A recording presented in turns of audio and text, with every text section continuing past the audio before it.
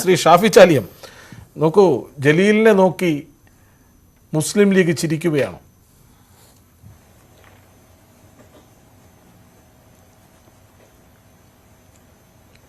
അല്ല, മുസ്ലിം league Jaleel CPM ഉണ്ടാക്കി വെച്ച ഈ അവസ്ഥ കാണുമ്പോൾ ഞങ്ങൾ സഹതപിക്കുകയാണ്. ജലീലിനെ ഒരു ടൂളായി ഉപയോഗിച്ച് മുസ്ലിം ലീഗിനെ ശരിപ്പെടുത്തി കളയാം എന്ന നിലക്കാണ് CPM അകത്ത് ജലീലിന് കൊടുത്ത സ്പേസ്. ഇന്നിപ്പോ ജലീലിനെ ന്യായീകരിക്കാൻ ഒരു CPM-മാരുണ്ടോ? ഈ അസ്കർ തന്നെ ഇന്ന് എത്ര ചാനൽ പോയിണ്ടാവും, ഇന്നലെ എത്ര ചാനൽ പോയിണ്ടാവും? എന്താ ഇതിന് കാരണം? വേറെ ആരും വരുന്നില്ല, പാർട്ടിയുടെ ആരും ഇദ്ദേഹത്തിന് ന്യായീകരിക്കില്ല. അസ്കർ ഇവിടെ പറഞ്ഞ എന്താ, ഇടതുപക്ഷത്തിന്റെ മനസ്സിൽ വലിയ സ്ഥാനമുണ്ട്, അതുകൊണ്ട് എല്ലാ ഇടതുപക്ഷക്കാരും ജലീലിന് വേണ്ടി നിലകൊള്ളേണ്ടവരാണ്. പക്ഷേ പാർട്ടിയുമായി ബന്ധമുള്ള ആരും തന്നെ ജലീലിനോടൊപ്പം വന്നില്ലല്ലോ. എന്താ അതിന് കാരണം? എന്തുകൊണ്ട് CPM-കാർ ഈ ഡിബേറ്റിൽ വരുന്നില്ല? ഒന്നാമത്തെ ചോദ്യം അതാണ്. രണ്ടാമത്തത്, ഇദ്ദേഹം പറയുന്നു വേട്ടയാടി. എന്താ, വീട്ടിൽ സ്വസ്ഥമായി വിശ്രമിക്കുന്ന ജലീലിനെ ആരെങ്കിലും വേട്ടയാടാൻ അമ്പുമ്പില്ലെടുത്ത് വന്നോ? അയാൾ തരിമല്ലാതെ രാജ്യദ്രോഹ വാചകങ്ങൾ എഴുതി വെച്ചതാണ്. അത് നിങ്ങൾ മനസ്സിലാക്കുക അല്ലേ? ഈ രണ്ട് പരാമർശങ്ങൾ ഇന്ത്യക്കാരന്റെ ഭാഷയല്ല, ഇന്ത്യ വിരുദ്ധ ഭാഷയാണ്. അദ്ദേഹം പോസ്റ്റ് പിൻവലിച്ചാൽ ആ ഭാഷ പോയി എന്നാ പറഞ്ഞത്. എന്ത് ന്യായമാണ് അഡ്വക്കേറ്റ് അസ്കറെ ഈ പറയുന്നത്? പൊട്ടത്തരല്ലേ ഈ പറയുന്നത്? അദ്ദേഹം ഇന്ത്യ വിരുദ്ധ പരാമർശം അദ്ദേഹത്തിന്റെ പോസ്റ്റിൽ രണ്ടിടത്തുണ്ട്. ആ രണ്ടിടത്തുള്ള പോസ്റ്റിനെ കുറിച്ച് അദ്ദേഹം പറഞ്ഞത് ജനങ്ങൾ തെറ്റിദ്ധരിച്ചു, 130 കോടി മനുഷ്യന്മാർ ജലീലിനെ തെറ്റിദ്ധരിച്ചെന്ന് അയാൾ പറഞ്ഞത്. ഈ പോസ്റ്റ് വായിക്കാനിടയായ നിർഭാഗ്യവാന്മാരായ ജനതയ്ക്ക് മേലെ പഴിയാരിയിട്ടാണ് അയാൾ പോസ്റ്റ് പിൻവലിച്ചെന്നില്ല, പോസ്റ്റ് മുക്കിയെന്നാണ് ഈ ഭാഷ. അദ്ദേഹം ശരിക്കും പറയേണ്ടത് അദ്ദേഹം പറയേണ്ടത് ഇങ്ങനെ രണ്ട് പരാമർശങ്ങൾ വന്നു പോയിട്ടുണ്ട്, അത് എന്റെ അറിവില്ലായ്മയാണ്, എന്റെ ജാഗ്രത കുറവാണ്, ഞാൻ രാഷ്ട്രത്തോട് നിർവ്യാജം ഖേദം പ്രകടിപ്പിക്കുന്നു എന്ന് പറയേണ്ട വ്യക്തിയാണ്. അദ്ദേഹം പറയുന്നില്ല. അത് പറയിപ്പിക്കാൻ CPM ഒന്നും ചെയ്യുന്നില്ല. CPM-ന്റെ കാശ്മീർ നയം പറഞ്ഞു. ആർക്ക് വേണം നിങ്ങളെ കാശ്മീർ നയം? ജലീലിന്റെ നിലപാടിനോട് അത് തെറ്റാണ്, അത് തിരുത്തണമെന്ന് പറയാനുള്ള ആർജവം CPM കാണിച്ചോ? ഞാൻ ഇപ്പൊ ആരോടെ ചോദിക്കുന്നത്? ചോദിക്കാൻ ഒരു CPM-മാരനെ തന്നെ എവിടെ കാണുന്നുണ്ടോ? എവിടെയും കാണുന്നില്ല. ഇദ്ദേഹം ജലീല് എവിടെങ്കിലും പോയി തീഹാർ ജയിലിൽ കിടക്കേ, അല്ലെങ്കിൽ അദ്ദേഹം എവിടെ പോയി, അതല്ല ഇവിടെ വിഷയം. ജലീൽ കേരളീയനാണ്, കേരളത്തിൽ നിന്ന് മലപ്പുറം ജില്ലയിലുള്ള ഒരു വ്യക്തിയാണ്, മുസ്ലിം സമുദായത്തിൽപ്പെട്ടൊരു വ്യക്തിയാണ്. ഉത്തരേന്ത്യയിൽ സംഘികളും അതേപോലെ മറ്റു മീഡിയ ആഘോഷിക്കുകയാണ്.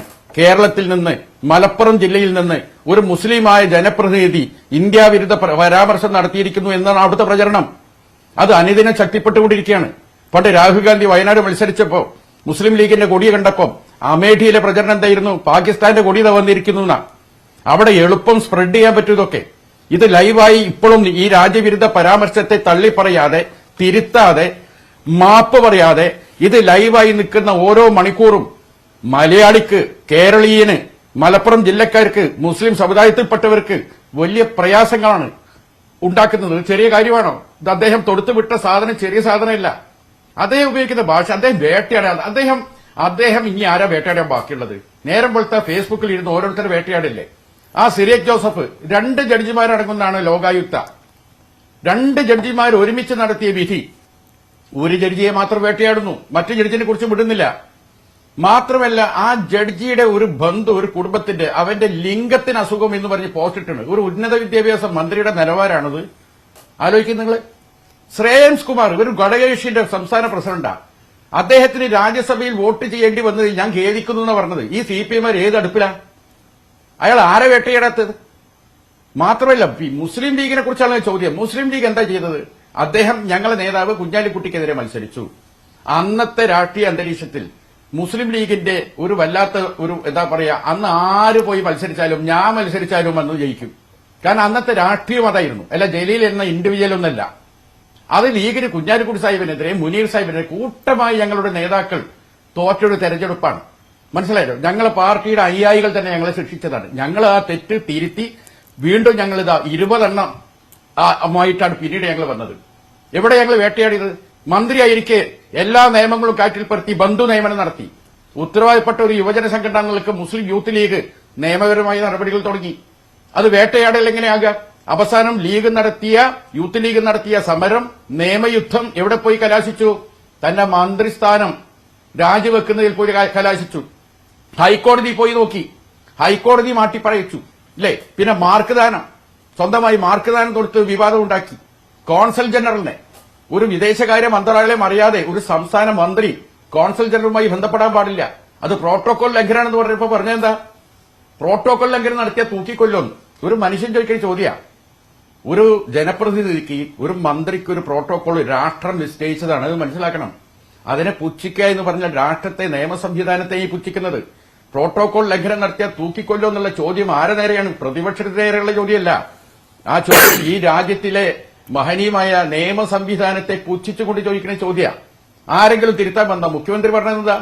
മുഖ്യമന്ത്രി പറഞ്ഞത് ഞാൻ ജലീലിനെ കാണുമ്പോൾ പറയാം. എന്താ ജലീലിനെ ഇതുവരെ കണ്ടിട്ടില്ലേ? എന്താ മുഖ്യമന്ത്രിക്ക് ജലീലിനെ തന്റെ ചേംബർക്ക് വിളിപ്പിച്ചൂടെ? ഇതാരാ ഈ ദിനേശനും സുധീശനും കളിക്കിയപ്പത്? മാത്രമല്ല വേറൊന്ന് പറഞ്ഞല്ലോ, ഒരു മീഡിയയെ നിരോധിക്കാൻ വേണ്ടിയിട്ട്. ആലോചിച്ച് നോക്കും നിങ്ങള്. അയാള് വേട്ടയാടുന്നത്, അയാള് മാധ്യമ പത്രത്തിന് വേട്ടയാടി, സിറിയക് ഓഫീസിന് വേട്ടയാടി, അദ്ദേഹത്തിന്റെ കുടുംബത്തിന് വേട്ടയാടി. ഇനി ആരാ വേട്ടയാടാൻ അദ്ദേഹം ബാക്കിയുള്ളത്? ശ്രേയസ് കുമാറിന് വേട്ടയാടി. ഈ അസ്കർ ഒരു ഉടുപ്പില്ലാതെ അവിടെ ഒന്ന് പറയുന്നു അയാളെ അയാൾ ആര് വേട്ടയാണെന്ന്? അയാൾ പറയുന്ന അബദ്ധം, അയാൾക്ക് മീഡിയ അറ്റൻഷൻ കിട്ടാൻ വേണ്ടി ഓരോന്നയാൾ വിളിച്ചു പോവുകയാണ്. ബ്ലാക്ക് മെയിൽ ആക്കിയല്ലേ അയാൾ പറഞ്ഞത്? എന്താ മുസ്ലിം യൂത്ത് ലീഗുമായി ബന്ധപ്പെട്ടൊരു വിഷയത്തിൽ എന്താ അദ്ദേഹം പറഞ്ഞത്? ഞാൻ വെളിപ്പെടുത്തും, എന്റെ കയ്യിൽ അതുണ്ട്, എന്റെ കയ്യിൽ ഇതുണ്ട്. ഇങ്ങനെ ചെയ്തിട്ടില്ലെങ്കിൽ ഒരു ഉത്തരവാദപ്പെട്ട ജനപ്രതിനിധിയുടെ കയ്യിൽ അരുതാത്ത എന്തെങ്കിലും ഡീലിന്റെ സാധനം ഉണ്ടെങ്കിൽ അത് ഞാൻ പറഞ്ഞത് നിങ്ങൾ കേട്ടിട്ടില്ലെങ്കിൽ ഞാനിത് വെളിപ്പെടുത്തും എന്നാണോ പറയേണ്ടത്? തന്റെ കയ്യിൽ അരുതാത്ത ഇല്ലീഗലായ എന്തെങ്കിലും ഒരു മെറ്റീരിയൽ ഉണ്ടെങ്കിൽ അത് രാജ്യത്തിലെ നിയമ സംവിധാനത്തിന് ഏൽപ്പിക്കലാണ് ഒരു സത്യപ്രതിജ്ഞ ചെയ്ത ഒരു ജനപ്രതിനിധിയുടെ കടമ. അയാളെ ചെയ്തോ? അയാൾ എന്നും വിവാദം ഉണ്ടാക്കുകയാണ്. അയാൾ വലിയ പണ്ഡിതനാണെന്ന് അയാൾ മാത്രം തീരുമാനിച്ചുകൊണ്ട് കാര്യമില്ല. തന്നെ പണ്ഡിതൻ എന്നാണ് വിളിക്കുന്നതെന്ന് പണ്ട് വിമൽകുമാർ എന്ന് വിളിച്ചതുപോലെ. അതുകൊണ്ടാണ് അദ്ദേഹത്തിന്റെ ഓരോ പോസ്റ്റും ഇങ്ങനെ, ഈ ഓരോ പോസ്റ്റിലും വാൽകൃഷ്ണങ്ങൾ ഉണ്ടാവും. അതൊക്കെ ഞങ്ങളെ നെഞ്ഞത്തേക്കുള്ള ഉണ്ടായില്ല. ഈ ഒരു പോസ്റ്റിൽ മാത്രമാണ് അത് കാശ്മീർക്ക് പോയത്. അയാൾ കാശ്മീരും ചരിത്രവും ഒക്കെ കൂടി പറയാൻ വന്നാൽ ഇന്ത്യക്കൊരു ചരിത്രമുണ്ട്. അതുപോലും മനസ്സിലാക്കാതെ അദ്ദേഹം ഇത്തരത്തിലുള്ള അപക്വ പരാമർശങ്ങൾ നടത്തുന്നത് വല്ലാത്ത കഷ്ടമാണ്. ശരി ശ്രീ ഷാഫി.